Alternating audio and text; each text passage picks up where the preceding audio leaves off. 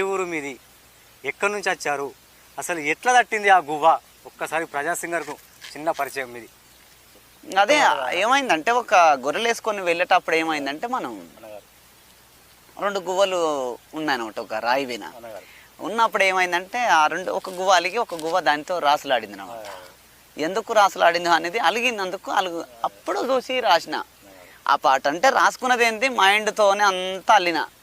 అప్పుడే పాటను కూడా అప్పుడే ఏంటి అంటే కనీసం ఒక పల్లవి చేసిన ఒక చిన్న శరణం చేసిన తర్వాత ఆలోచన ఏం చేసిన, సరే మనకు టైము ఇప్పుడు గొర్రెలు పోతుంటాయి కదా, ఒక్కతోన ఉండి మేసే గొర్రెలు కాబట్టి ఇక్కడ అక్కడ పోతుంటాయి కాబట్టి దాని వలన పాట రారే రారే రారే రారే రారే రారే రారే రారే ఏ రారే రారే అందమైన గువ్వవే నీవు ఎందుకు వలిగినవే, నువ్వు మనసు రాలా గువ్వవే నీ